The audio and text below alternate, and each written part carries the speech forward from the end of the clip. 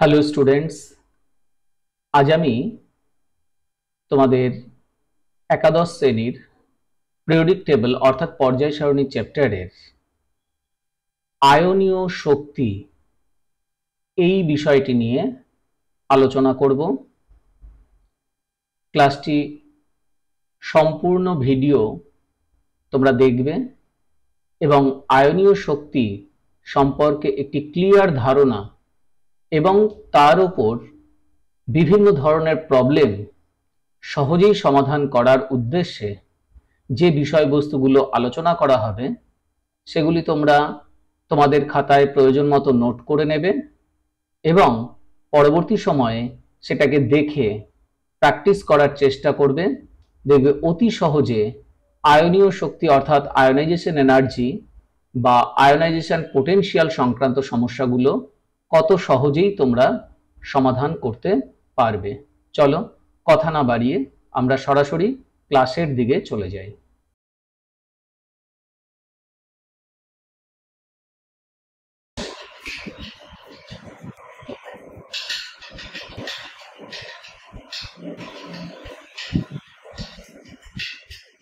আয়নীয় শক্তিকে আমরা ইংরেজিতে বলে থাকি আয়োনাইজেশন এনার্জি।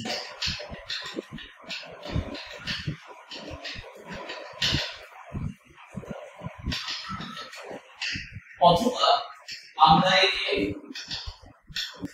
আয়নীয় বিভব বা আয়োনাইজেশন পোটেনশিয়াল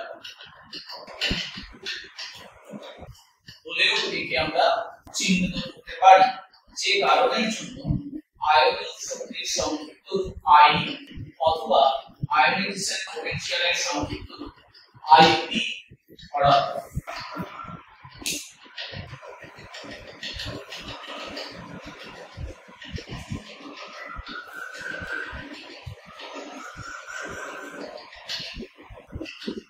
এখন আয়নীয় শক্তি বা আয়োনাইজেশন পোটেনশিয়াল বিষয়টা আমরা বলেছিলাম যে ধরা যাক n একটি বিচ্ছিন্ন মৌলের পরমাণু।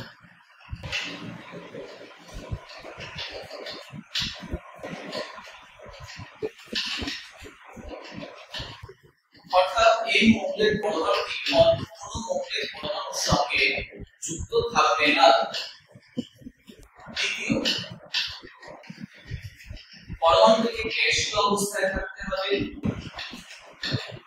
3 নম্বর, শক্তির সর্বনিম্ন স্তরে থাকতে হবে।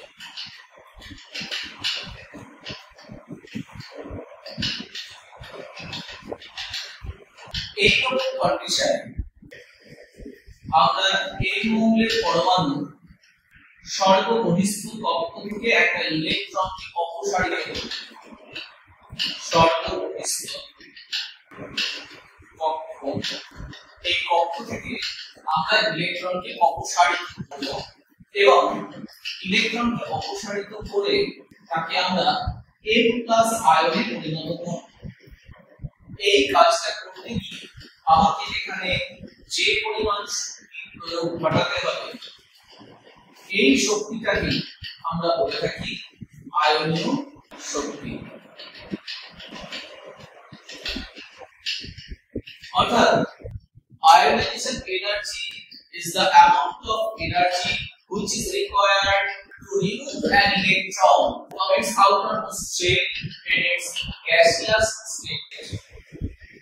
আমরা যদি পুনরায় চাই যে এর কাছ থেকে আবার একটা ইলেকট্রনকে অপসারিত করব এবং তাকে আমরা N2+ আয়নে পরিণত করব, এই ক্ষেত্রে আমাকে যে শক্তিটা দিতে হবে এটাকে আমরা আয়নীয় শক্তি বলে চিহ্নিত করব।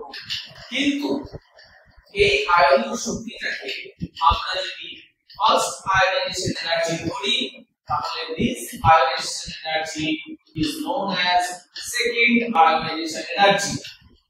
এবং এইভাবে যখন আমরা এই কোণ থেকে আবার একটা থার্ড ইলেকট্রনকে অপসারণ করতে যাব আমাকে এখানে যে শক্তিটা দিতে হবে সেই শক্তিটাকে আমরা বলবো IP3।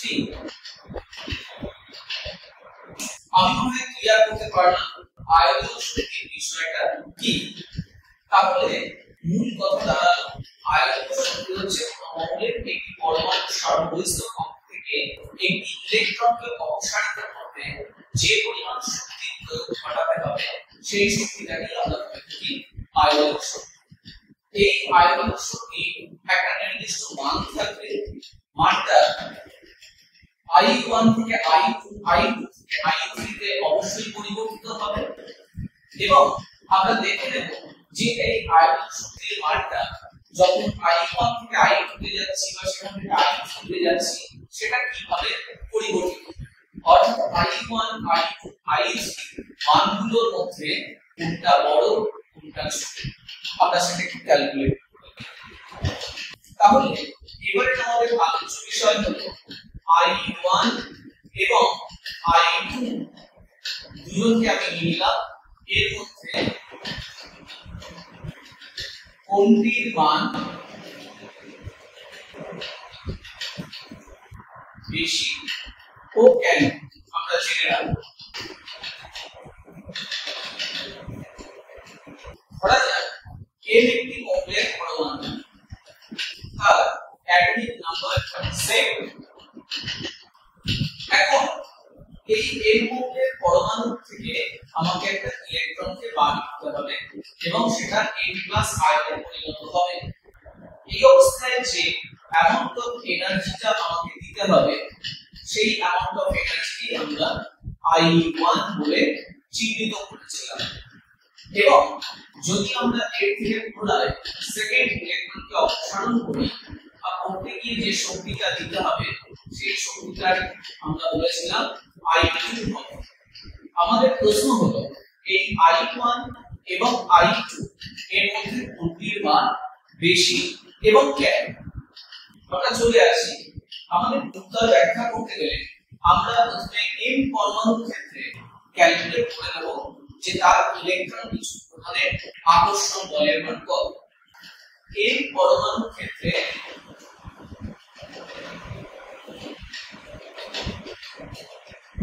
ইলেকট্রন কিছু প্রোটনের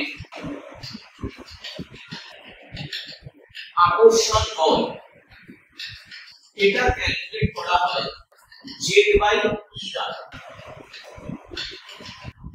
Z atomic number, E number of electron, অথবা Z proton number, E electron number.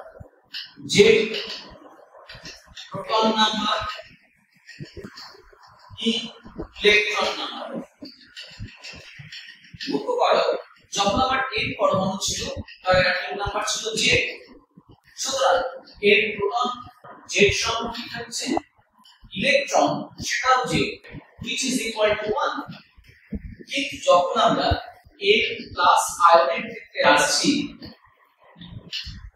অর্থাৎ এই ক্ষেত্রটাতে ইলেকট্রন কিছু প্রোটনের আকর্ষণ বল এটাকে যখন ক্যালকুলেট করতে যাব, অর্থাৎ Z/E টা কত হয়ে দাঁড়াবে। প্রোটন কিন্তু Z সম্পর্কে আছে, অর্থাৎ আমি বার করেছি একটা ইলেকট্রন n প্লাস এর মধ্যে n এর তুলনায় একটি ইলেকট্রন কমে গেছে, সুতরাং এখানে ইলেকট্রন সংখ্যা হবে Z-1, অর্থাৎ ভর কমে গেছে, লব একই আছে, মানটা একের চেয়ে বেশি। যেহেতু দ্বিতীয় ক্ষেত্রে প্লাস আয়নের ক্ষেত্রে ইলেকট্রন কিছু প্রোটনের আকর্ষণ বলের মান এর পরমাণুর তুলনায় বেড়ে গেছে, তাই দ্বিতীয় ক্ষেত্রে আমাদের বেশি শক্তি দিতে হবে, অর্থাৎ I2 is greater than I1। এটা হলো আমাদের উত্তর, অর্থাৎ দ্বিতীয় আয়নীয় শক্তির মান প্রথম আয়নীয় শক্তির মানের তুলনায় বেশি হবে। আমি মনে হয় তোমাদের এই বিষয়টা ক্লিয়ার করতে পেরেছি এবং এরপরে I3 I4 I2 যাই আসে সবার মানগুলো কিন্তু I2 এর পর থেকে ক্রমশ বৃদ্ধি পেতে থাকে, অর্থাৎ অর্ডারটা যদি আমরা নরমালি সবার ক্ষেত্রে প্রয়োগ করি I1 এর চেয়ে I2 বড় হবে, তার চেয়ে I3 বড় হবে এবং এইভাবে আমাদের আস্তে আস্তে আয়নীয় শক্তিটা ধীরে ধীরে বৃদ্ধি পাবে। এবার আমরা জেনে নেওয়ার চেষ্টা করব যে এই যে আয়নীয় শক্তি আমরা ক্যালকুলেট করলাম তার এককটা কি হবে? আয়নীয় শক্তির একক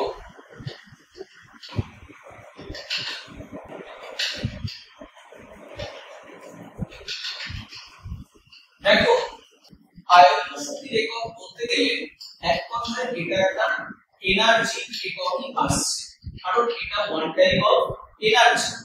এই এনার্জি একক ক্যালোরি হতে পারে, জুল হতে পারে, আবার ইলেকট্রন ভোল্ট হতে পারে। তো এই আয়নীয় শক্তিকে হিসেব করা হয় যে পরমাণু নিয়ে আমি কাজ করব তার পরমাণু প্রতিটি পরমাণুর সংখ্যার রেসপেক্টে হিসেব করা যেতে পারে, কতটা শক্তি সেখানে দিতে হবে, অথবা সেটা হতে পারে যে এক মোল পরমাণুর ক্ষেত্রে আমি কতটা শক্তি সেখানে প্রয়োগ করব। দুভাবে হিসেব করতে হবে, অর্থাৎ একটা পরমাণু থেকে ইলেকট্রন বার করতে গেলে আমাকে কতটা শক্তি দিতে হবে এই পদ্ধতিতে ক্যালকুলেট করা যেতে পারে, অথবা কিভাবে ক্যালকুলেট করা যেতে পারে এক মোল পরমাণু থেকে ইলেকট্রন বার করতে গেলে কতটা শক্তি দিতে হবে। যদি আমরা প্রতিটি পরমাণু কিছু হিসেব করি তাহলে এই শক্তিটা হবে প্রতিটি পরমাণুর জন্য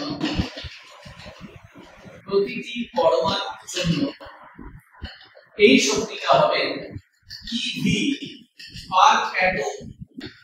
EV এর পুরো কথা হচ্ছে ইলেকট্রন ভোল্ট, অর্থাৎ EV পার অ্যাটমে এই শক্তিটাকে ক্যালকুলেট করা যেতে পারে, অথবা প্রতি মোল পিছু যদি হিসেব করি প্রতি মোল পিছু এই এককটাকে যদি আমরা ক্যালকুলেট করি তাহলে তার একক হবে আইদার কিলো ক্যালোরি পার মোল অথবা কিলো জুল পার মোল। কিলো ক্যালোরি পার মোল অথবা কিলো জুল পার মোল। কিলো ক্যালোরি কিলো জুল ধরা হয়েছে বড় শক্তি বেশি শক্তি, তাই কিলো ক্যালোরি বা কিলো জুলে প্রকাশ করা হচ্ছে। যদি শক্তিটা কম হয় শক্তির একক ক্যালোরি বা জুল পার মোল ব্যবহার করা যেতে পারে। আমরা চলে আসছি এবার একটা পর্যায় এবং একটা শ্রেণী বরাবর আমরা যখন অগ্রসর হব তখন আয়নীয় শক্তির মানে কিরূপ পরিবর্তন ঘটবে। প্রথমত আসি পর্যায় বরাবর, আমরা দেখে নেওয়ার চেষ্টা করব বাম দিক থেকে ডান দিকে অগ্রসর হলে আয়নীয় শক্তির মানের পরিবর্তন। আয়নীয় শক্তির মানের পরিবর্তন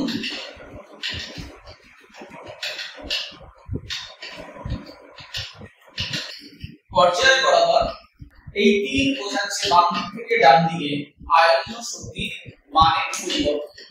আমরা একটা পর্যায় ধরে যখন এগোবো, suppose lithium, beryllium, boron, carbon, nitrogen, oxygen, fluorine, আমরা যে বিষয়টাকে জেনে এসেছি সেখানে আমরা জেনেছি এদের যে অ্যাটমিক নাম্বার গুলো 3 4 5 6 7 8 9।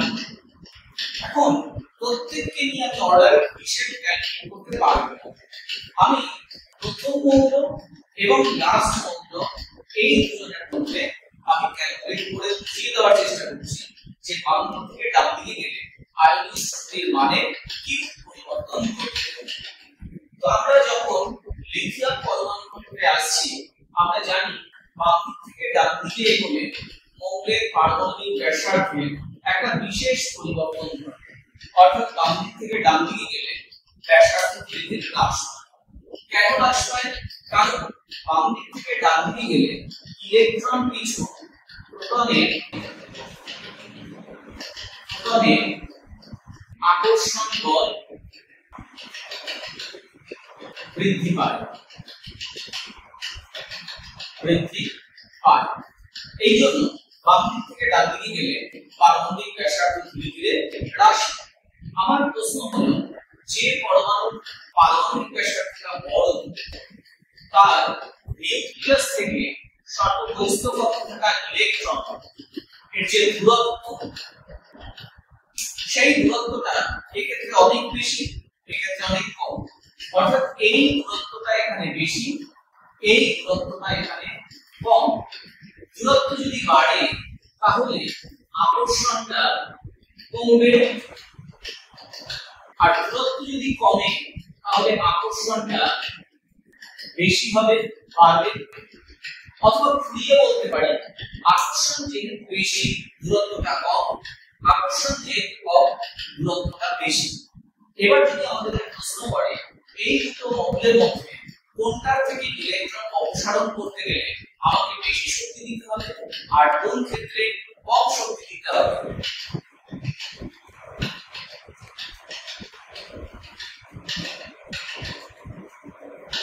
যেখানে ইলেকট্রনটা কম আকর্ষণ বল দ্বারা আকৃষ্ট হয়ে আছে সেখান থেকে যদি আমি ইলেকট্রনটাকে অপসারণ করতে চাই তাহলে এই ক্ষেত্রে ইলেকট্রন অপসারণে কম শক্তি লাগবে। অন্যদিকে যেখানে ইলেকট্রনটা বেশি আকর্ষণ বলে আকৃষ্ট রয়েছে বা ইলেকট্রনটা নিউক্লিয়াসের কাছে রয়েছে সেখান থেকে ইলেকট্রনটাকে যদি বার করতে হয় তাহলে আমাকে এখানে ইলেকট্রন অপসারণে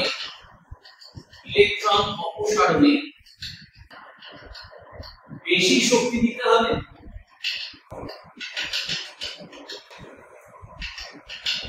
তাহলে যার ব্যাসার্ধ বড় তার ক্ষেত্রে আমার আয়তন শক্তি কম, অর্থাৎ এই ক্ষেত্রে আই ই কম হবে। অন্যদিকে এর ক্ষেত্রে আই ই বেশি হবে। তো আমাদের তাহলে উত্তর কি দাঁড়ালো, যত আমি পর্যায় ধরে বাম দিক থেকে ডান দিকে যাব ইলেকট্রন কিছু প্রকারের আকর্ষণ বল বৃদ্ধি পায় আর এর ফলে ইলেকট্রনের অপসারণে আমাকে ধীরে ধীরে বেশি শক্তি দিতে হবে, অর্থাৎ আয়তন শক্তির মান ধীরে ধীরে বৃদ্ধি পাবে। কিন্তু এখানে অনেকগুলো বিষয় আবার নির্ভর করে থাকে। আমি সেই নির্ভরশীলতার যে বিষয়গুলো সেগুলোকে এখন আমি হিসেবের মধ্যে আনছি না, তাই আমি এক কথায় বলতে পারি যে কোন রকম ব্যতিক্রম ছাড়া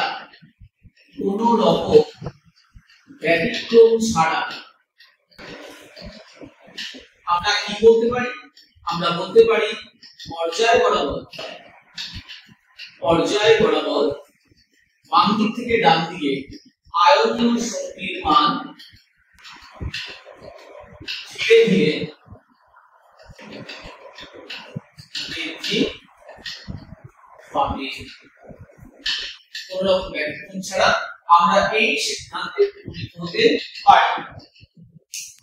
এবার আমরা চলে আসবো শ্রেণী বরাবর যদি আমি উপর থেকে নিচে নামি তাহলে আয়তনীয় শক্তির মানের কি পরিবর্তন ঘটবে। চলো আমরা শ্রেণী বরাবরের বিষয়টা একটু দেখি। যখন আমরা একটা শ্রেণী বরাবর দিকটা এবার নিচের দিকে দিয়ে রাখলাম, কারণ শ্রেণী বরাবর উপর থেকে নিচে, শ্রেণী বরাবর উপর থেকে নিচে আয়তনীয় শক্তির মানের পরিবর্তন।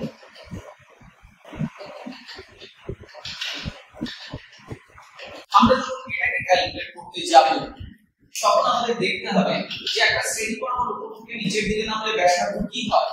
আমরা যদি প্রথম শ্রেণীর কথাটাই ধরে নিই, সেই প্রথম শ্রেণীতে উপর থেকে নিচের দিকে মৌলগুলো হচ্ছে hydrogen, lithium, sodium, potassium, lithium, caesium, calcium.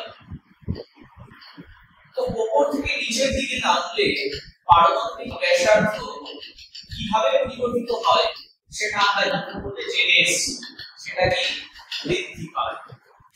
পারমাণবিক ব্যাসার্ধ উপর থেকে নিচে হয় বৃদ্ধি পায়, অর্থাৎ এর ব্যাসার্ধটা ছোট, এর ব্যাসার্ধ কিন্তু অনেক বড়। ব্যাসার্ধ যত বাড়ে নিউক্লিয়াস থেকে বহিস্থ ইলেকট্রনের প্রতি দূরত্বটা তত বাড়তে থাকে, দূরত্ব বাড়লে আকর্ষণটা কমে, আর আকর্ষণ যত কম হয় ইলেকট্রন বাড়তে তত কম শক্তি লাগে। অর্থাৎ আমরা বলতে পারি, কি বলতে পারি, উপর থেকে নিচে নামলে আয়নীয় শক্তির মান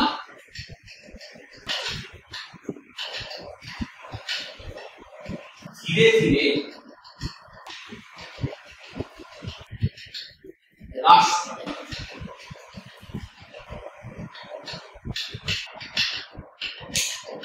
তাহলে আমরা জেনে নিলাম একটা পর্যায় বরাবর বাম দিক থেকে ডান দিকে ব্যতিক্রম ব্যতি রেখে আয়নীয় শক্তি ধীরে ধীরে বৃদ্ধি পায়। আমরা জেনে নিলাম শ্রেণী বরাবর উপর থেকে নিচে নামলে আয়নীয় শক্তির মান ধীরে ধীরে হ্রাস পায়। কিন্তু এই পরিবর্তনটা যে যে বিষয় দ্বারা প্রভাবিত হয়, এবার আমাদেরকে কিন্তু সেই বিষয়গুলোকে ডিটেইলস করে জেনে নিতে হবে যে আয়নীয় শক্তি অ্যাকচুয়ালি কোন কোন বিষয়ের উপর নির্ভর করে এবং কিভাবে নির্ভর করে। কারণ সেই ডিটেইলসটা যদি আমরা জানতে পারি তাহলে আমাদের কোনো রকমের ব্যতীত আমাদেরকে সমস্যায় ফেলতে পারবে। চলো আমরা দেখে নিই যে আয়নীয় শক্তির মান অ্যাকচুয়ালি কি কি বিষয়ের উপর নির্ভর করে। আমরা হেডিং করব আয়নীয় শক্তির মান। আয়নীয় শক্তির মান যেসব বিষয়ের উপর নির্ভরশীল। আয়নীয় শক্তির মান যে সকল বিষয়ের উপর নির্ভরশীল। আয়নীয় শক্তির মান প্রথমত নির্ভর করে নিউক্লিয় আধারের উপর, অর্থাৎ নিউক্লিয়ার চার্জের উপর। আয়নীয় শক্তির মান দ্বিতীয় নির্ভর করে পারমাণবিক ব্যাসার্ধের উপর,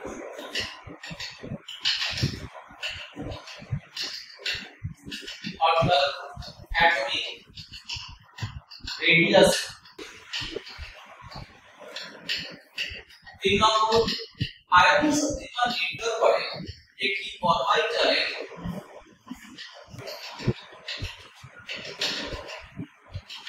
বেলন ক্ষমতার উপর, যাকে আমরা ইংরেজিতে বলে থাকি পেনিট্রেটিং পাওয়ার। পেনিট্রেটিং পাওয়ার। 4 নম্বর, আয়নীয় শক্তির মান নির্ভর করে আবরণী ক্ষমতা। আবরণী ক্ষমতা বা পর্দা প্রতি প্রভাব,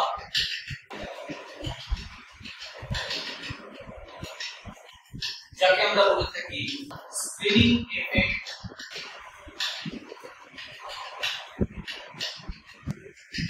বা ঢাল প্রতি প্রভাব। ঢাল প্রতি প্রভাব,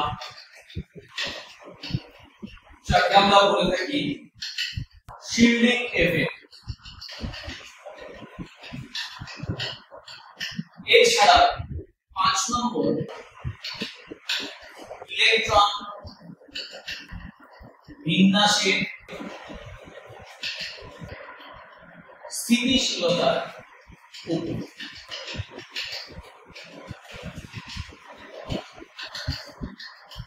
এই বিষয়গুলো আয়নীয় শক্তিকে কিন্তু পরিবর্তিত হতে সাহায্য করে। অর্থাৎ আয়নীয় শক্তি বেশি হবে না কম হবে সেই বিষয়গুলো কিন্তু আমাদের এই 5টা পয়েন্টের মধ্যে দাঁড়িয়ে আমরা সেটাকে ব্যাখ্যা করতে পারি। আমাদের কাজ হবে এক এক করে প্রত্যেকটি পয়েন্টে আমরা আমাদের আলোচনাতে নিয়ে আসব।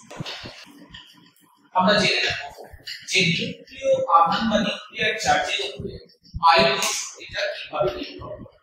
দেখো, নিউক্লিয়ার চার্জ হচ্ছে প্লাস। এটা যদি নিউক্লিয়াস হয় তাহলে নিউক্লিয়ার চার্জটা হচ্ছে কি প্লাস। এই প্লাসটা যত বাড়বে, এই ধনাত্মক আধান যত বাড়বে, ধনাত্মক আধান বাড়লে সে ইলেকট্রন গুলোকে, অর্থাৎ বাইরে থাকা যে বিভিন্ন কক্ষে ইলেকট্রন গুলো রয়েছে সেই ইলেকট্রন গুলোকে সে বেশি জোরে টানবে। বেশি জোরে টানবে। ইলেকট্রন গুলোকে যদি সে বেশি জোরে টেনে রাখবে তাহলে সেখান থেকে ইলেকট্রন বার করতে গেলে, অর্থাৎ এই পরমাণুটা থেকে যদি ইলেকট্রন অপসারণ করতে চাও তাহলে তোমাকে এখানে কি করতে হবে? বেশি শক্তি প্রয়োগ করাতে, শক্তিটা বেশি দিতে হবে। অর্থাৎ আমরা বলবো সেক্ষেত্রে আইই বাড়বে। তাহলে আমাদের সেটা কি দাঁড়ালো? নিউক্লিয়ার নিউক্লিয়ার চার্জ বাড়লে আয়নীয় শক্তির মান বাড়বে। আমরা কোন জায়গায় এই যুক্তিটাকে ইউজ করে প্রশ্নের উত্তর সমাধানের দিকে যাব না, একই পর্যায়ে বরাবর যখন তুমি বাদিক থেকে ডান দিকে যাবে, একই পর্যায়ে বরাবর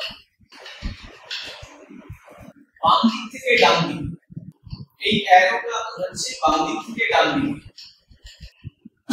অপসারণের ক্ষেত্রে নিউক্লিয় চার্জ কি হয়? নিউক্লিয় চার্জ বৃদ্ধি পায় বা নিউক্লিয় আধান বৃদ্ধি পায়। তাহলে আয়নীয় শক্তির মান বাড়বে।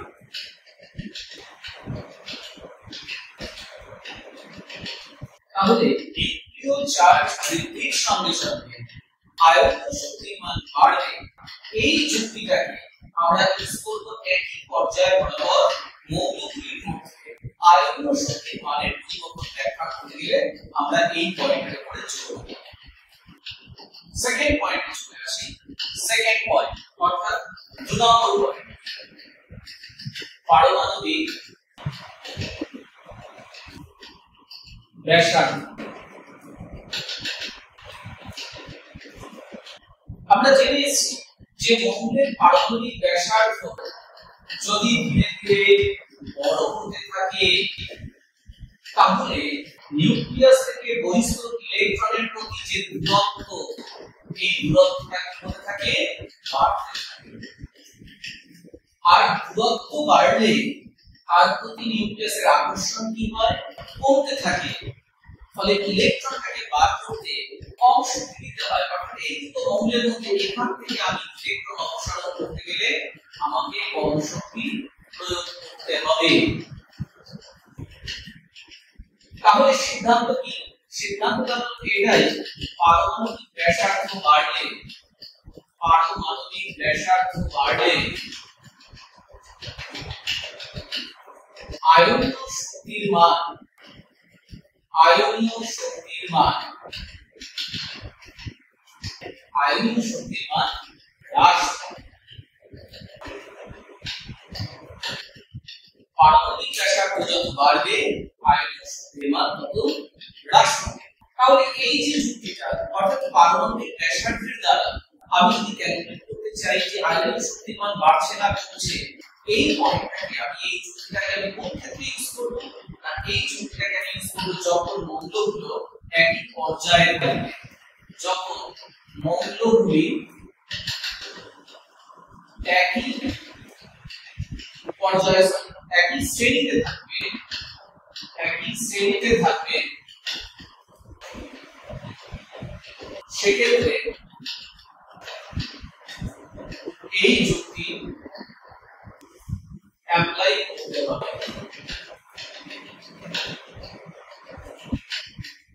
তাহলে দাঁড়ালো কি? একই পর্যায়ভুক্ত মৌলের ক্ষেত্রে আমরা ইউজ করব নিউক্লিয় আধানের যুক্তি, একই শ্রেণীভুক্ত মৌলের ক্ষেত্রে আমরা অ্যাপ্লাই করব পারমাণবিক ব্যাসার্ধের এই যুক্তি। তাহলে আমাদের উত্তরগুলো সঠিকের দিকে এগোতে থাকবে। এই দুটো পয়েন্ট অতি সাধারণ, কিন্তু আমাদের যেটা পরবর্তী পর্যায়ে রয়েছে অর্থাৎ ভেদন ক্ষমতা এবং তারপরে রয়েছে পর্দার প্রতিনিধিত্ব ভাব, এই দুটো পয়েন্ট আরো। চলো আমরা থার্ড পয়েন্টের দিকে এগিয়ে আসি।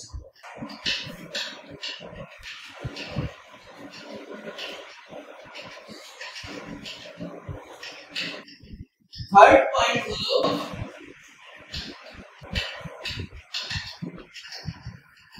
ভেদন ক্ষমতা, যাকে আমরা বলে থাকি পেনিট্রেটিং পাওয়ার। পেনিট্রেটিং পাওয়ার কার ভেদন ক্ষমতা? ভেদন ক্ষমতা হচ্ছে লাস্ট ইলেকট্রনটা যে উপকক্ষে অবস্থান করছে তার ভেদন ক্ষমতা। লাস্ট ইলেকট্রনটা উপকক্ষে আছে, তার ভেদন ক্ষমতা কিভাবে পরিবর্তিত হয় সেটা আমাদেরকে আগে জানতে হবে। ধরা যাক একটি মৌলের ক্ষেত্রে এটা হচ্ছে নিউক্লিয়াস, এটা হচ্ছে সর্বস্থ কক্ষ, সেই সর্বস্থ কক্ষে মনে করো এস কক্ষে ইলেকট্রনটা আছে, এস কক্ষে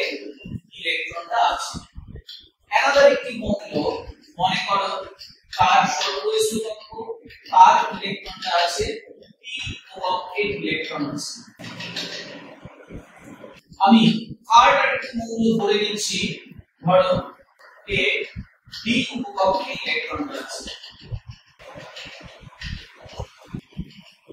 ধরা যাক এই সবার সব বস্তু কক্ষটা একই। এখন এই উপকক্ষের ভেদান্ততা মানে আমি সেই ডিটেইলসটা তোমাদেরকে অ্যাটমিক স্ট্রাকচারে একবার ক্লিয়ার করেছি, আবার কথাটাকে উল্লেখ করে রাখি। সাপোজ আমাদের প্রিন্সিপাল কোয়ান্টাম নাম্বার মনে করো 4, যদি a = 4 হয়, অর্থাৎ কোন কক্ষ k l n n কক্ষের কথা বলছি, এই n কক্ষের প্রিন্সিপাল কোয়ান্টাম নাম্বার বা মুখ্য কোয়ান্টাম সংখ্যা কত? 4। এখন এই কক্ষের মধ্যে কি কি উপকক্ষ আছে? না, এই কক্ষের মধ্যে উপকক্ষ, সেই উপকক্ষটাকে আমরা আইডেন্টিফাই করি অ্যাজ মুখ্য কোয়ান্টাম নাম্বার বা মুখ্য কোয়ান্টাম সংখ্যা বা স্মল l দ্বারা।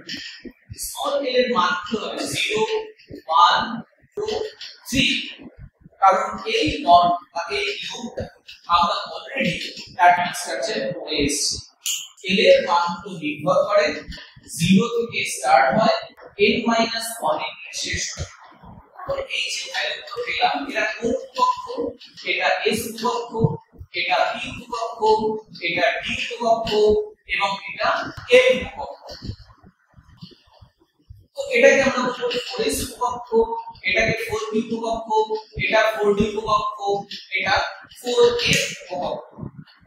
এখন এগুলো সবাই 4 নম্বর কক্ষের হলেও এরা কিন্তু নিউক্লিয়াসের আকর্ষণ দ্বারা সমানভাবে প্রভাবিত হয় না। এর কারণ এদের শেপগুলো একটা ফ্যাক্টর হয়ে যাবে।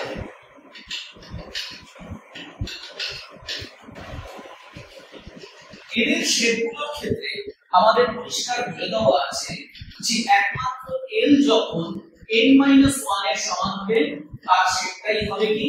বৃত্তাকার। আর l ভ্যালুগুলো যখন n-1 এর চেয়ে ছোট হবে তার শেপ হবে কি? উপবৃত্তাকার। এই দুই রকমের শেপ কিন্তু আমাদের কাছে আসবে এবং আরো বলা আছে l এর মানটা n-1 এর চেয়ে যত কম হবে, যত ছোট হবে, উপবৃত্তের কেন্দ্রিকতার মান তত বাড়তে থাকবে।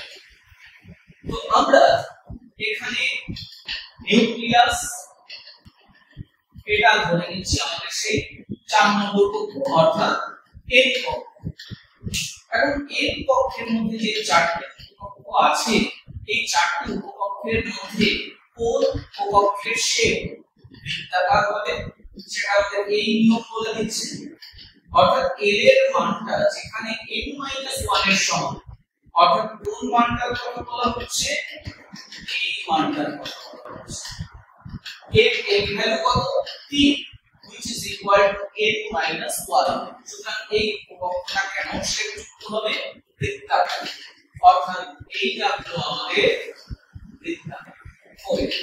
4 নম্বর কক্ষে থাকা এই উপকক্ষটা হবে কিরকম শেপযুক্ত? বৃত্তাকার। আচ্ছা, 4d যখন আসবো আমরা, তার l ভ্যালু কত? 2, which is less than n-1। তাহলে সেটা কি আর বৃত্তাকার হবে না, সেটা কেমন হবে? উপবৃত্তাকার, যে n-1 এর চেয়ে সেটা কম। তাহলে তার শেপটা কেমন হবে? তার শেপটা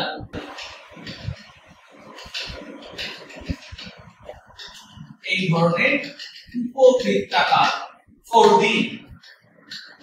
যখন আমি 4p তে আসবো, তার l ভ্যালু কত? 1, n-1 এর চেয়ে আরো কম, 3 এর চেয়ে আরো কম। সুতরাং উপবৃত্তের কেন্দ্রিকতা আরো খানিকটা বেড়ে যাবে, অর্থাৎ তার শেপ হবে এরকম। এটা হচ্ছে 4p এবং যখন আমি 4s এ যাচ্ছি, তার ভ্যালু কত? 0, যেটা n-1 এর চেয়ে সবচেয়ে কম, অর্থাৎ তার কেন্দ্রিকতা আরো বেড়ে যাবে, অর্থাৎ এটা হবে আমাদের 4s।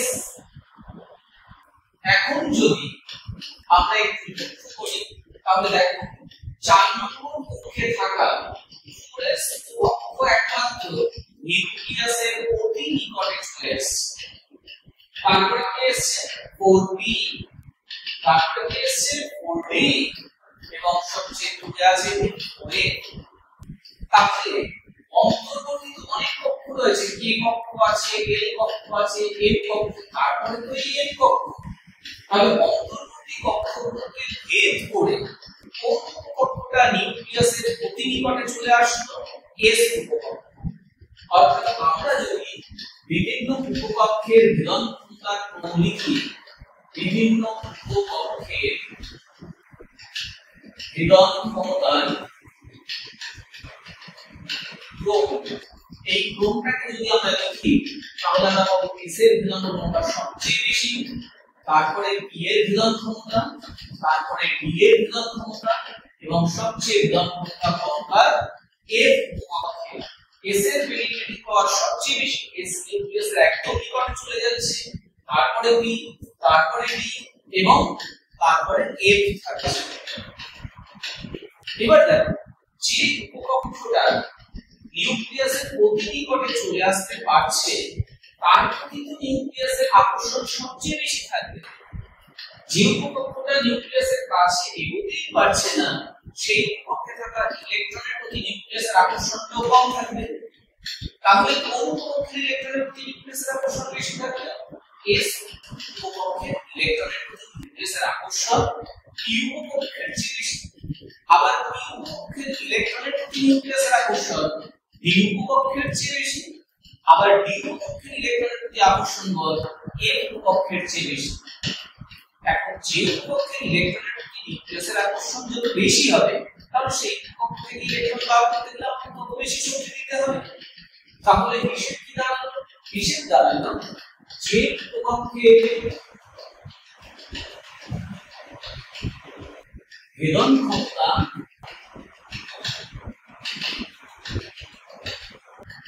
যত বেশি হবে সেই উপকক্ষ থেকে ইলেকট্রন বার করতে তত বেশি শক্তি দিতে হবে। অর্থাৎ আয়নীয় শক্তির মান তত বাড়ে। আমরা কি বলতে পারি? অর্থাৎ আয়নীয় শক্তির মান আমরা বাদিকে লিখে দিচ্ছি, আয়নীয় শক্তির মান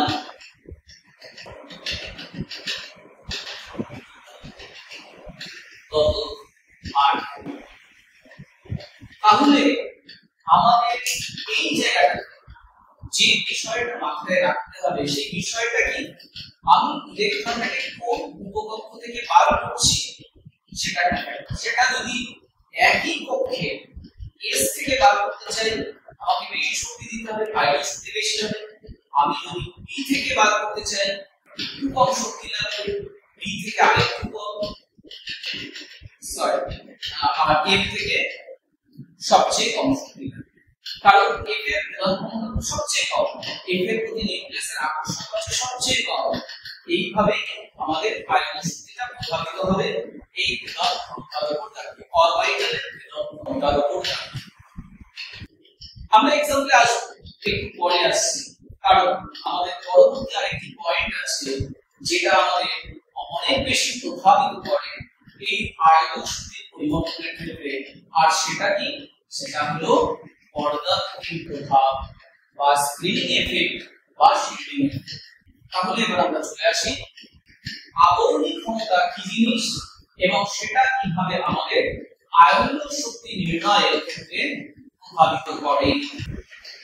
ফোর্থ পয়েন্ট, আবরণী ক্ষমতা।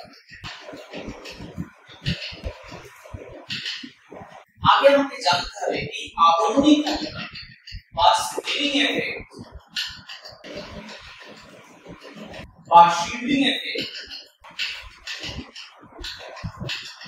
এই এফেক্টটা কি জিনিস আগে সেটাকে ক্লিয়ার করি। খুব সহজ বিষয়, একটা স্ক্রিন যার বাংলা অর্থ হলো পর্দা, এর কাজ কি? এর কাজ হচ্ছে আড়াল করা। একটা শিল্ড হচ্ছে যুদ্ধের সময় সাধারণত ব্যবহার করে একটা তলোয়ার থাকে একটা শিল্ড থাকে নিজের দেহকে রক্ষা করার জন্য অর্থাৎ আঘাত থেকে প্রতিরোধ করার জন্য। তাহলে এক কথায় এই দুটো কথাই হচ্ছে একটা আড়াল করার বিষয়। এই আড়াল করার বিষয়টা দেখো, একটা পরমাণু এটা হচ্ছে নিউক্লিয়াস, মাঝখানে মনে করো একটা কক্ষ আছে, আর তারপরে হচ্ছে এই কক্ষ।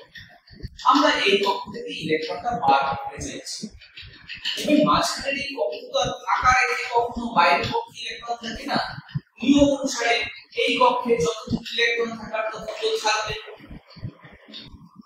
এনাদার একটি পরমাণুতে আসছি, এটা হচ্ছে তার নিউক্লিয়াস। এর মনে করো অন্তর্বর্তী তিনখানা কক্ষ রয়েছে এবং এটা হচ্ছে তার সর্বস্থ কক্ষে থাকা ইলেকট্রন। আমাকে এই ইলেকট্রনটাকে বার করতে হবে। এখন এই যে নিউক্লিয়াসের ধনাত্মক আধানের ইলেকট্রনের প্রতি যে আকর্ষণ, সেই আকর্ষণটাকে যদি আমি আস্তে আস্তে এই কয়েকটা ইলেকট্রনের দিকে এগিয়ে নিয়ে যাই, তাহলে অভ্যন্তরীণ ইলেকট্রন পূর্ণ কক্ষগুলি ইলেকট্রনের ঋণাত্মক আধান এই নিউক্লিয়াসের আধানকে আস্তে আস্তে প্রশমিত করবে এবং প্রশমিত করার পরে যেটুকু আধান থাকবে সেটা বহিস্থ ইলেকট্রনের প্রতি কার্য করবে। একই ঘটনা এখানে প্রথম কক্ষে থাকা ইলেকট্রনগুলো প্রথমে নিউক্লিয়াসের ধনাত্মক আধানকে কিছুটা প্রশমিত করতে নিয়ে দিল, তার পরবর্তী কক্ষে থাকা ইলেকট্রনগুলো তারাও এবার নিউক্লিয়াসের ধনাত্মক আধানকে প্রশমিত করার চেষ্টা করলো। তারপরে বাকি যে পজিটিভ আধান সেটা পরবর্তী কক্ষে থাকা ইলেকট্রনগুলো দ্বারা এইভাবে প্রশমিত হলো। রেস্ট অফ পজিটিভ চার্জটা এবার বাইরের ইলেকট্রনের প্রতি আকর্ষণ। এখন এই নিউক্লিয়াসের ধনাত্মক আধানটাকে প্রশমিত করার জন্য শুধু একটা কক্ষের অন্তর্বর্তী একটা কক্ষের ইলেকট্রনগুলো তার ধনাত্মক আধানকে প্রশমিত করার চেষ্টা করেছে। আর এই ক্ষেত্রে বহিস্থ ইলেকট্রনের প্রতি নিউক্লিয়াসের আকর্ষণটাকে যাতে কমাতে হয়, মানে কমানোর জন্য অন্তর্বর্তী অনেকগুলো কক্ষের ইলেকট্রন এখানে তার ধনাত্মক আধানকে প্রশমিত করার চেষ্টা করেছে। স্বাভাবিকভাবে নিউক্লিয়াসের ধনাত্মক আধানটা বেশি প্রশমিত হয়ে গেছে তার ক্ষেত্রে। কেন? অন্তর্বর্তী ইলেকট্রন পূর্ণ কক্ষ সংখ্যাটা বেশি। অন্তর্বর্তী ইলেকট্রন পূর্ণ কক্ষ সংখ্যা যত বেশি থাকবে তারা নিউক্লিয়াসের ধনাত্মক আধানকে তত বেশি প্রশমিত করবে। তাহলে সেই নিউক্লিয়াস বাইরের ইলেকট্রনের প্রতি কম আকর্ষণ বল দেখাবে। এই যে অন্তর্বর্তী ইলেকট্রন পূর্ণ কক্ষগুলো নিউক্লিয়াস এবং বাইরের ইলেকট্রনের মধ্যে আকর্ষণটাকে কমিয়ে দিবে, this is called screening effect বা শিল্ডিং এফেক্ট। অর্থাৎ এখানে স্ক্রিন বা শিল্ড কাকে আড়াল করছে, কাকে সেপারেট করছে, সেটা হলো নিউক্লিয়াস এবং সর্বস্থ কক্ষের ইলেকট্রনের মধ্যে যে আকর্ষণ, সেই আকর্ষণটাকে কমিয়ে দিচ্ছে, তাকে সেপারেট করে দিচ্ছে। তাহলে আমাদের কি জানা গেল এই পর্যন্ত? জানা গেল যে নিউক্লিয়াস এবং সর্বস্থ কক্ষের ইলেকট্রনের অন্তর্বর্তী ইলেকট্রন পূর্ণ কক্ষ সংখ্যা যত বাড়বে আবর্তন ক্ষমতার মান তত বাড়বে। অর্থাৎ তত বেশি তারা নিউক্লিয়াসের ধনাত্মক আধানকে প্রশমিত করবে। আর আবর্তন যত বেশি করবে, নিউক্লিয়াসের ধনাত্মক আধানকে না যত বেশি প্রশমিত করে দেবে, ইলেকট্রনটা কম আকর্ষণ করে নিউক্লিয়াস, সেই ইলেকট্রনটাকে বার করতে কম সময়। তাহলে সিদ্ধান্তমূলক কথাটা কি? কথাটা হচ্ছে নিউক্লিয়াস ও সর্ববহিস্থ কক্ষ মধ্যস্থ অন্তর্বর্তী ইলেকট্রন পূর্ণ কক্ষ সংখ্যা যত বাড়বে ইলেকট্রন ও নিউক্লিয়াসের মধ্যে আকর্ষণ বলের মান তত হ্রাস পাবে। এই ঘটনাকে অন্তর্বর্তী ইলেকট্রন পূর্ণ কক্ষে আবরণী ক্ষমতা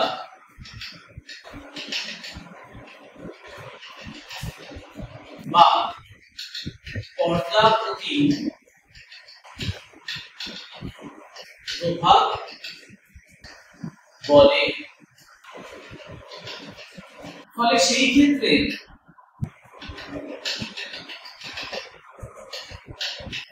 আয়নীয় শক্তির মান তত হ্রাস পাবে। অর্থাৎ পর্দা প্রতি প্রভাবের মান যত বাড়বে ইলেকট্রনকে অপসারিত করতে প্রয়োজনীয় শক্তির মান তত কম লাগবে, অর্থাৎ আয়নীয় শক্তির মান তত হ্রাস পাবে। এটাই হলো আমাদের আবরণী ক্ষমতার মূল বিষয়।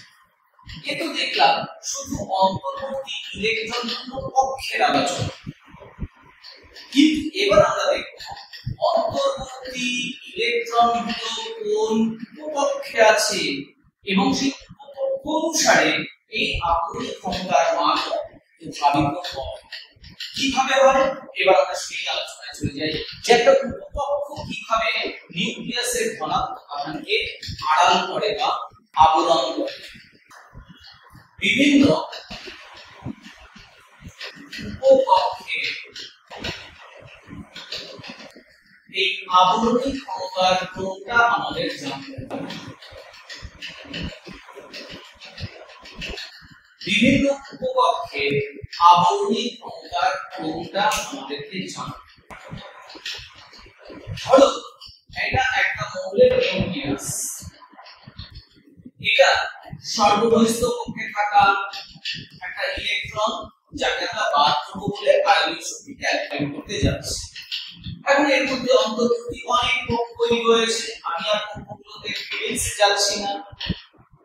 এখন দেখা গেল এর অন্তর্বর্তী কক্ষ মানে আউটার মোস্ট ইলেকট্রনের অন্তর্বর্তী কক্ষে দেখা গেল একটা এর কক্ষ আছে।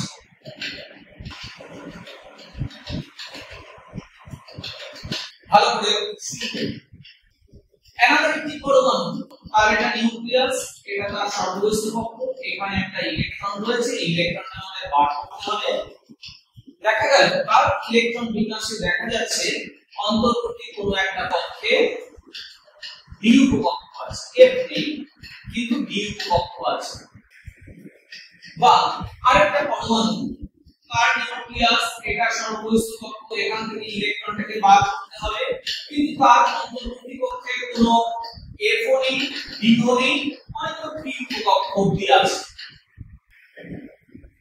বা এট লাস্ট আরেকটি পরমাণু, তার হয়তো দেখা গেল বাইরের কক্ষে এই ইলেকট্রনটাকে বার করতে হবে, কিন্তু অন্তর্বর্তী কক্ষে দেখা গেল শুধু এস উপকক্ষ আছে, এস উপকক্ষটা আছে।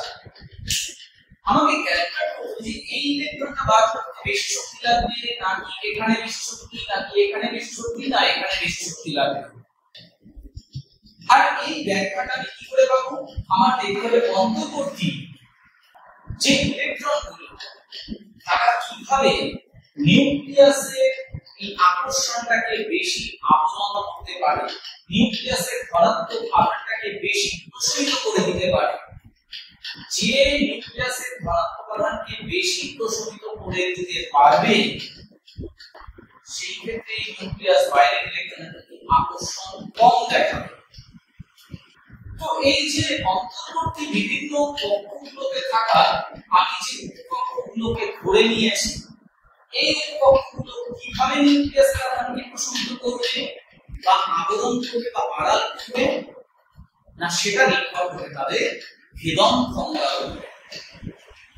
আমরা ঠিক এর আগের পয়েন্টে ভেদন ক্ষমতার বিষয়টা জেনেছিলাম এবং সেই পেনিট্রেটিং পাওয়ার বা ভেদন ক্ষমতার কোনটা কি ছিল পেনিট্রেটিং পাওয়ার বা ভেদন ক্ষমতার ক্রম ছিল সবচেয়ে বেশি। ভেদন ক্ষমতা কার ছিল? ভেদন ক্ষমতা সবচেয়ে বেশি ছিল S, তারপরে P, তারপরে D, তারপরে F। অর্থাৎ যার ক্ষেত্রে অন্তর্বর্তী কক্ষে কোন ইলেকট্রন পূর্ণ F কক্ষ আছে তার ক্ষমতা সবচেয়ে কম, অর্থাৎ সে নিউক্লিয়াসের নিকটে যেতে পারে না। এর আগের পয়েন্টে আমরা দেখেছি, আর সে যদি নিউক্লিয়াসের নিকটে না যেতে পারে তাহলে সে কি করে নিউক্লিয়াসের ধনাত্মক আধানকে বেশি প্রশমিত করবে? সে কম প্রশমিত করবে। F এর যে ভেদন ক্ষমতা তার বেশি D এর, ফলে যার ক্ষেত্রে অন্তর্বর্তী কক্ষে দুইটা ইলেকট্রন রয়েছে সেই ইলেকট্রনগুলো নিউক্লিয়াসের ধনাত্মক আধানকে F কক্ষের তুলনায় একটু বেশি প্রশমিত করবে। সবচেয়ে বেশি প্রশমিত করবে, সবচেয়ে বেশি প্রশমিত করবে S। অর্থাৎ যার ক্ষেত্রে অন্তর্বর্তী কক্ষে S কক্ষ আছে তার ভেদন ক্ষমতা সবচেয়ে বেশি করে সে নিউক্লিয়াসের ধনাত্মক আধানকে বেশি প্রশমিত করবে, আড়াল করবে। অর্থাৎ আবরণী ক্ষমতা সবচেয়ে বেশি কার হয়? S এর। কারণ ওর ভেদন ক্ষমতা যদি সবচেয়ে বেশি হয় ও নিউক্লিয়াসের অতি নিকটে যেতে পারছে, ফলে নিউক্লিয়াসের ধনাত্মক আধানকে অনেক বেশি প্রশমিত করতে পারছে, ফলে সেই নিউক্লিয়াস সর্বস্থ ইলেকট্রনকে কম আকর্ষণ দেখাবে। অন্যদিকে যার ভেদন ক্ষমতা সবচেয়ে কম F কক্ষ, সে তো নিউক্লিয়াসের নিকটে যেতে পারছে না, ফলে নিউক্লিয়াসের যে ধনাত্মক আধান সেটাকে তো সে পুরোপুরি প্রশমিত করতে পারছে না, অর্থাৎ নিউক্লিয়াসের ধনাত্মক আধানকে আড়াল করতে পারছে না। যেহেতু পারছে না, ফলে সেই নিউক্লিয়াসের সর্বস্থ কক্ষের ইলেকট্রনের প্রতি অনেক বেশি আকর্ষণ দেখাবে। তাহলে আমাদের থিওরি কি দাঁড়ালো? আমরা যে ভেদন ক্ষমতার এই ক্রম পেয়েছি তার দাঁড়িয়ে আমরা আবরণী ক্ষমতার ক্রম তৈরি করব। আবরণী ক্ষমতার ক্রমটা কি দাঁড়াবে? তাহলে আবরণী ক্ষমতার ক্রম দাঁড়াবে যার ভেদন ক্ষমতা সবচেয়ে বেশি, আবারও কথাটা বলে দিচ্ছি, যার ভেদন ক্ষমতা সবচেয়ে বেশি সে নিউক্লিয়াসের নিকটে গিয়ে তার ধনাত্মক আধানকে বেশি প্রশমিত করবে, অর্থাৎ তাকে বেশি আড়াল করবে। আবরণী ক্ষমতা তার সবচেয়ে বেশি হবে, তারপরে বি, তারপরে ডি, সবচেয়ে কম আবরণী ক্ষমতা দেখাবে কে? F। আর যার ক্ষেত্রে অন্তর্বর্তী কক্ষের আবরণী ক্ষমতা যত বেশি হবে তার ক্ষেত্রে বহিস্থ ইলেকট্রনের আকর্ষণ তত কম হবে, তার ক্ষেত্রে বহিস্থ কক্ষ থেকে ইলেকট্রন বার করাটা অতি সহজতর হবে, অর্থাৎ আয়নীয় শক্তির মান কম হবে। তাহলে এর পরবর্তী কথাটা কি? অন্তর্বর্তী, এটা আগেও আমরা লিখেছি, অন্তর্বর্তী উপকক্ষে আবরণী ক্ষমতা যত বেশি হবে, অন্তর্বর্তী উপকক্ষের আবরণী ক্ষমতা যত বেশি হবে, যত নিউক্লিয়াস আধানকে আড়াল করতে পারবে,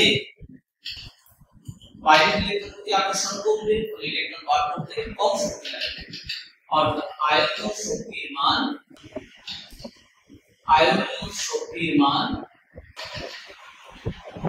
তত কম হবে। অন্তর্বর্তী উপকক্ষের আবরণী ক্ষমতার মান যত বেশি হবে আয়নীয় শক্তির মান তত কম হবে। উল্টো করে বলি, অন্তর্বর্তী উপকক্ষের আবরণী ক্ষমতার ক্রম যত কম হবে আয়নীয় শক্তির মান তত বেশি। এই জায়গায় দাঁড়িয়ে এবার আমি একটা প্রবলেমের সম্মুখীন হচ্ছি এবং প্রবলেমটাকে আমরা সলভ করার চেষ্টা করব। ধরা যাক আমাদেরকে দুটো মৌল দিল, একটা হলো পটাশিয়াম আর একটা হলো কপার। এই দুজনের মধ্যে প্রশ্ন করলো কোনটি Ie1 এর মান বেশি। তোমরা আমার শুনতে পাচ্ছ সবাই?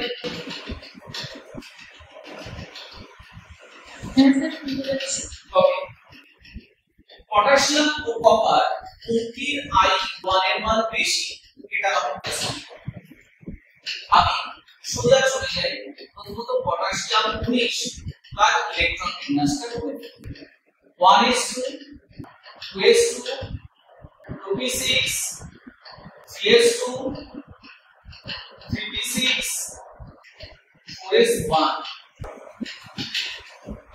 আমি কপারের ইলেকট্রন বিন্যাসে চলে যাই 29 atomic number 1s2 2s2 2p6 3s2 3p6 4s1 3d10। একবারে আমরা সাজি, একটু ভালো করে লক্ষ্য করুন। আমরা দুজনের আয়নীয় শক্তির প্রয়োগ মানে কার বেশি কার কম এটা বিচার করব। অর্থাৎ ইলেকট্রনটাকে আমার কোথায় থেকে বার করতে হবে, সর্বপরিস্থ এরো ফোর্স থেকে বার করতে হবে, এরো ফোর্স থেকে বার করতে হবে। আমাকে দেখতে হবে যে কোন ক্ষেত্রে বেশি শক্তি দিতে হবে আর কোন ক্ষেত্রে কম শক্তি দিতে হবে।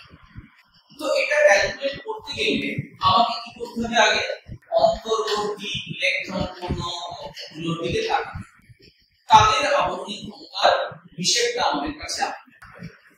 অন্তর্বর্তী ইলেকট্রন পূর্ণ কক্ষগুলো যদি আমরা অবজার্ভ করি তাহলে দেখো এই পর্যন্ত যতগুলো ইলেকট্রন পূর্ণ কক্ষ আছে, কপারের ক্ষেত্রেও কিন্তু এই পর্যন্ত ততগুলো ইলেকট্রন পূর্ণ কক্ষ রয়েছে। অর্থাৎ এই পর্যন্ত যা আবরণী ক্ষমতা, কপারের ক্ষেত্রেও কিন্তু এই পর্যন্ত সেম আবরণী ক্ষমতা। শুধু এক্সট্রা কি আছে, এক্সট্রা হচ্ছে কপারের ক্ষেত্রে যে 3d তে 10টা ইলেকট্রন রয়েছে, এই 10টা ইলেকট্রন ডি এর 10টা ইলেকট্রন কিন্তু পটাশিয়ামের ক্ষেত্রে নেই। এবার আমরা সেটা আসলে এই ডি এর ইলেকট্রনগুলোর আবরণী ক্ষমতাটা কেমন, না আবরণী ক্ষমতার ক্রম যেটা আমরা জেনে এসেছি, আমি আরেকবার লিখে নিচ্ছি, আবরণী ক্ষমতার যে ক্রম আমরা জেনে এসেছি সেই ক্রমটা আমরা কি পেয়েছিলাম, না S is greater than B is greater than D is greater than A। এটা ছিল আবরণী ক্ষমতার ক্রম। অর্থাৎ তাকিয়ে দেখো B এর আবরণী ক্ষমতা কম, আবরণী ক্ষমতা এর মানটা অনেক কম। S বা B এর মত এত বেশি নয়। তাহলে এই D এর আবরণী ক্ষমতা যদি কম হয়, মিলিয়ে দেখতে অন্তর্বর্তী ইলেকট্রন পূর্ণ উপকক্ষের আবরণী ক্ষমতার মান যদি কম হয়, তাহলে নিউক্লিয়াস সর্বনিম্ন ইলেকট্রনের বেশি আকর্ষণ দেখাবে, আর বহিঃস্থ ইলেকট্রনের প্রতি যদি সে বেশি আকর্ষণ দেখায় তাহলে ইলেকট্রন বার করতে বেশি শক্তি দিতে হবে। এটাই তথ্য। অর্থাৎ উত্তরের মূল ব্যাখ্যা হচ্ছে এর আবরণী ক্ষমতা কম, স্পিনিং এফেক্ট এর মান কম। আমরা পরিষ্কার আগে লিখে এসেছি অন্তর্বর্তী ইলেকট্রন কক্ষের আবরণী ক্ষমতার মান যদি কম হয় তাহলে আয়নীয় শক্তির মান অবশ্যই বেশি। অর্থাৎ এর ক্ষেত্রে ইলেকট্রনটা বার করতে গেলে এই ইলেকট্রন অপসারণে বেশি শক্তি দিতে হবে, বেশি শক্তি দিতে হবে। তাহলে IE1 of Cu is greater than K. This is the answer. আমরা চলে আসছি আমাদের ঠিক আরেকটি পয়েন্ট আছে সেই পয়েন্টের আলোচনায়, যেটা হচ্ছে ইলেকট্রন বিন্যাসের স্থায়িত্বের উপর দাঁড়িয়ে আমরা কিভাবে আয়নীয় শক্তির মানটাকে আবেদন করছি সেই বিষয়টা দেখো। আমাদের ঠিক পয়েন্ট ইলেকট্রন বিন্যাসের স্থায়িত্বের উপর ভিত্তি করে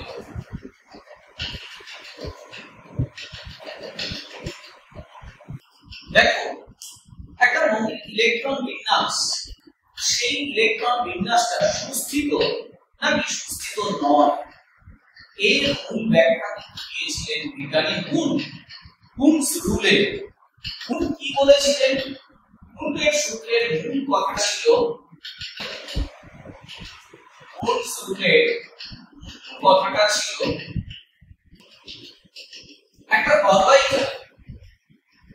একটা অরবিটাল আইদার হাফ-ফিল্ড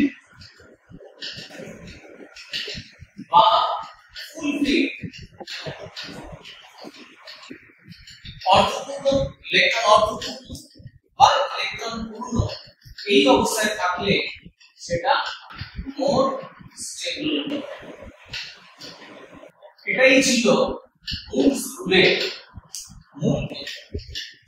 তার উপর দাঁড়িয়ে আমরা আয়নীয় শক্তির যে পরিবর্তন সেটাকে কিভাবে ব্যাখ্যা করা? মনে করো একটা সিস্টেম স্টেবল আছে, তার থেকে একটা ইলেকট্রন বার করে যদি করে নিই একটা ইলেকট্রন বিন্যাস, সেটা স্টেবল অবস্থাতেই আছে। আমি যদি তার থেকে একটা ইলেকট্রন বার করে নিই, নিশ্চয়ই সেটা স্টেবল থাকবে না, সেটা লেস স্টেবল হয়ে পড়বে। আবার এমন হতে পারে একটা সিস্টেম হয়তো লেস স্টেবল অবস্থায় আছে, আমি যদি তার থেকে একটা ইলেকট্রনকে বার করে নিই, সেটা হয়তো স্টেবল হয়ে পড়ছে। আমার প্রশ্ন হলো, এই দুটোর ক্ষেত্রে কোনটা দ্রুততার সঙ্গে সম্পর্ক করতে চাইবে? আমাদের প্রত্যেকটা ন্যাচারাল সিস্টেমই চায় আনস্টেবল অবস্থা থেকে কত দ্রুত স্টেবল হওয়া যায়। আমরা প্রত্যেকেই সেটা চাই।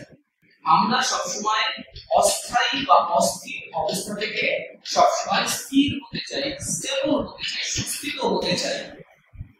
তাহলে সেইটা যদি আমাদের লক্ষ্য হয়, লেস স্টেবল অবস্থা থেকে স্টেবল অবস্থায় আসাটাই যদি আমাদের লক্ষ্য হয়, তাহলে সেই প্রক্রিয়াটা সবসময় সিস্টেম দ্রুততার সঙ্গে সম্পন্ন করতে চাইবে এবং সেক্ষেত্রে কিন্তু আমাদের কম শক্তি দিতে হবে, অর্থাৎ এর ক্ষেত্রে কিন্তু কম শক্তি লাগবে।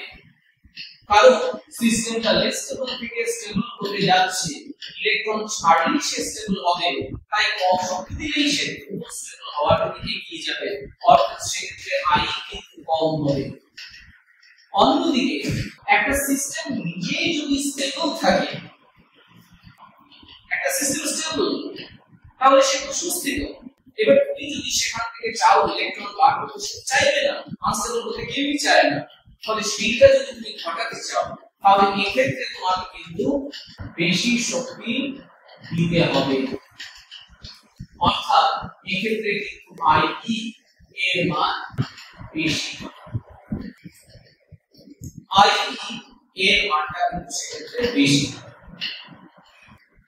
আমি এই যে থিওরিটা পড়লাম, এই থিওরিটুকুই আমাদের কাছে যথেষ্ট এই পয়েন্টের সাপেক্ষে আয়নীয় শক্তির যে বৃদ্ধি বা হ্রাস এটাকে ব্যাখ্যা করার জন্য আমি প্রবলেমের মধ্যে দিয়ে তোমাদের বিষয়টাকে ক্লিয়ার করে দেওয়ার চেষ্টা করছি।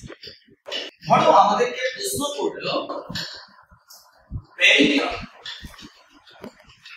ও বোরন এর মধ্যে কোনটি Ie1 বেশি? ওকে, এটা আমাদের কাছে প্রশ্ন। তো আমরা বেরিলিয়ামের ফার্স্ট ইলেকট্রন বিন্যাস করব। বেরিলিয়ামে অ্যাটমিক নাম্বার 4, ইলেকট্রন বিন্যাস করলে 1s2 2s2। এবং আমি যদি এই ভ্যালেন্সি শেলটাকে সব করি, 2s মানে একটা কক্ষ, এই হচ্ছে তার দুটো ইলেকট্রন। আমি যদি বোরনে আসি, অ্যাটমিক নাম্বার 5, ইলেকট্রন বিন্যাস 1s2 2s2 2p1। আমি যদি এই ভ্যালেন্সি শেলটাকে সব করি, 2s সেখানে দুটো ইলেকট্রন, 2p সেখানে মাত্র একটা ইলেকট্রন। এখন যদি আমাকে প্রশ্ন করে যে বেরিলিয়াম বোরনের মধ্যে কোনটির ভ্যালেন্স শেল মোর স্টেবল অবস্থায় রয়েছে দেখতে পাচ্ছ? আমার উত্তর হবে এটা মোর স্টেবল অবস্থা। কেন? কারণ সর্বপরিস্থ যে কক্ষপথে আমরা দেখতে পাচ্ছি 2s সেটা ইলেকট্রন দ্বারা ফুল ফিল্ড অবস্থায় রয়েছে, অর্থাৎ ইলেকট্রন দ্বারা ফুল ফিল্ড এই অবস্থাতে সে রয়েছে। therefore this is more stable electronic configuration। এবার তোমাকে যদি বলে যে এই বেরিলিয়াম থেকে তোমাকে একটা ইলেকট্রন বার করতে হবে, তো আমরা যে থিওরি জেনেছি যে নিচের স্টেবল সেখান থেকে যদি আমি একটা ইলেকট্রনকে বার করি, হয়তো ফিল্ডটা হাফ ফিল্ড হবে এবং বুলের নিয়ম অনুসারে হয়তো সেটা স্টেবলই থাকবে, কিন্তু সেই ফিল্ডের কত বেশি কখনোই নয়। ফলে এটা কিন্তু এর চাইবে না। অন্যদিকে দেখো, আমাকে যদি বলে যে তুমি এবার বোরন থেকে একটা ইলেকট্রনকে বার করো, আমি যখনই বোরন থেকে একটা ইলেকট্রনকে বার করতে যাব, সেই ইলেকট্রনটা কোথা থেকে বেরোবে? 2p থেকে। তখন তার ইলেকট্রন বিন্যাসটা এই p এর মধ্যে কি অবস্থায় আসবে? 1s 2s, অর্থাৎ তার ভ্যালেন্স শেলটা কিন্তু এবার ফুলফিল, অর্থাৎ মোর স্টেবল অবস্থায় চলে এলো। তার সর্বনিম্ন কক্ষ কিন্তু এবার স্টেবল অবস্থায় চলে এসেছে, কারণ মূলের সূত্রানুসারে এটা ইলেকট্রন পেয়ার্ড অবস্থা। তাহলে বোরন কিন্তু স্টেবল ছিল না, লেস স্টেবল, কিন্তু একটা ইলেকট্রন ছাড়ার পরে সে ফুলফিল অবস্থা পেল, অর্থাৎ মোর স্টেবল হয়ে গেল। সুতরাং সে ইজিলি এখান থেকে এখানে যেতে চাই, অর্থাৎ এর ক্ষেত্রে কিন্তু I এর মান কম লাগবে। অন্যদিকে এর ক্ষেত্রে কিন্তু I এর মান বেশি লাগবে, অর্থাৎ IE of BE is greater than B হবে। অর্থাৎ বেরিলিয়ামের আয়নীয় শক্তির মান বোরনের চেয়ে বেশি। বিষয়টা দেখো, আমরা যখন প্রথম আলোচনা শুরু করি, পর্যায় বরাবর যখন আমি বাম থেকে ডান দিকে যাই, আয়নীয় শক্তির মান ধীরে ধীরে বৃদ্ধি পাবে বলে জেনেছিলাম। Lithium, beryllium, boron, carbon, nitrogen, oxygen, fluorine. একদম ফার্স্ট যে পয়েন্টটা ব্যাখ্যা করেছি, পর্যায় বরাবর বাম দিক থেকে ডান দিকে গেলে আমরা বলেছিলাম যে কোনো রকম ব্যতিক্রম ছাড়াই আয়নীয় শক্তির মান ধীরে ধীরে বাড়বে। কিন্তু এখন আমরা এসে দেখলাম যে ঠিক এই দুজনের মধ্যে একটা ব্যতিক্রম ধরা পড়লো। কি ব্যতিক্রম ধরা পড়লো? না IE of BE is greater than হয়ে গেল B, উল্টো হয়ে গেল। তাহলে এই উল্টোটা কোথায় ধরা পড়লো? গ্রুপ 2 এবং গ্রুপ 3 এর মধ্যে। আর মানে খুব সচেতনভাবে মাথায় রেখে দেবেন, গ্রুপ 2 আর 3 এর মধ্যে এই ব্যতিক্রমটা কিন্তু ধরা পড়বে। এটা বেরিলিয়াম বোরন কে নিয়েছে। যদি আমি তৃতীয় পর্যায়ে যেতে বলতাম, তাহলে সেটা কিন্তু ম্যাগনেসিয়াম আর অ্যালুমিনিয়ামের মধ্যে এই ব্যতিক্রমটা কাজ করে যাবে না। এই ব্যতিক্রম কিন্তু কলের সাথে আরো একটা জায়গায় কাজ করে। সেটা কোন জায়গা? সেটা হচ্ছে গ্রুপ 5 এবং 6 এর মধ্যে, অর্থাৎ এই জায়গাটাতেও কিন্তু সেই একই ব্যতিক্রম তোমার কাছে চলে আসবে। চলো আমরা সেই প্রবলেমটাকেও একটু দেখি। মনে করে তোমাকে প্রশ্ন করলো নাইট্রোজেন ও অক্সিজেনের মধ্যে কোনটি IE1 এর মান বেশি? ওকে, এই কেন কারণটা তোমাদের লিখতে হবে না এখন, এটা শুধুমাত্র মনে রাখতে হবে। তো যথারীতি আমরা ফার্স্ট নাইট্রোজেনের ইলেকট্রন বিন্যাসে চলে আসব। 1s2 2s 2p3 এবং তার ভ্যালেন্স শেল 2s সেখানে দুটো ইলেকট্রন এবং 2p সেখানে তিনটি ইলেকট্রন। আমরা এগুলোকে বিন্যস্ত করে দিলাম। Oxygen atomic number 8, 1s2 2s2 2p4, valence শেলটাকে আমি 2s দুটো ইলেকট্রন, 2p চারটি ইলেকট্রন, 1 2 3 4। এবার যদি আমাকে প্রশ্ন করে যে এই দুটো ইলেকট্রনিক কনফিগারেশনের মধ্যে ভ্যালেন্স শেলের দিকে তাকিয়ে বলো কোনটা স্টেবল অবস্থায় দেখতে পাচ্ছ? না আমাদের উত্তর হবে এটা হচ্ছে স্টেবল অবস্থা। কেন? অ্যাকর্ডিং টু হুমস রুল এই কক্ষটা হাফ ফিল্ড অবস্থায় রয়েছে, দেখতে পাচ্ছ অর্ধপূর্ণ ইলেকট্রন অর্ধপূর্ণ অবস্থা হচ্ছে। তাহলে যদি তোমাকে বলে এখান থেকে একটা ইলেকট্রনকে বার করতে আমাকে এখানে যে শক্তিটা দিতে হবে সেটা কি শক্তি লাগবে? অবশ্যই বেশি শক্তি লাগবে, অর্থাৎ আইটা কি হবে? বেশি হবে। অন্যদিকে দেখো আমাকে যদি বলে অক্সিজেন থেকে ইলেকট্রন বার করতে, আমি যদি অক্সিজেন থেকে ইলেকট্রন বার করতে যাই, যে O+ আয়নটা তৈরি হবে সেই O+ আয়নের ভ্যালেন্স শেলটা কি দাঁড়াবে? সেই O+ আয়নের ভ্যালেন্স শেলটা দাঁড়াবে এই 2s এর দুটোই থাকবে, ঠিক আছে, কিন্তু 2p-তে ছিল কটা? 4টে। এখন সেটা কটা হয়ে যাবে? 3টে। এটা কিন্তু stable electronic configuration according to Hund's. সুতরাং এ কিন্তু লেস স্টেবল অবস্থা থেকে স্টেবল অবস্থায় চলে আসছে। সুতরাং এই কাজটা ঘটাতে গেলে তোমাকে কিন্তু এখানে কম শক্তি দিতে হবে, অর্থাৎ এই ক্ষেত্রে আই এর মান কি হবে? কম হবে। তাহলে আমাদের आंसर কি দাঁড়ালো? আমাদের आंसर দাঁড়ালো I1 of A is greater than O, অর্থাৎ গ্রুপ 5 এ আয়নীয় শক্তি গ্রুপ 6 এ আয়নীয় শক্তির চেয়ে বেশি হয়। আর এর আগেরটাই আমরা কি দেখে এসেছি? এর আগেরটাই আমরা দেখে এসেছি গ্রুপ 2 এর আয়নীয় শক্তি গ্রুপ 3 এর চেয়ে বেশি হবে। এই হলো আমাদের টোটাল আয়নীয় শক্তির সংজ্ঞা থেকে শুরু করে যে যে বিষয়বস্তু আয়নীয় শক্তিকে প্রভাবিত করে তার ডিটেইলস আলোচনা। আশা করি সবাই তোমরা বুঝতে পেরেছো।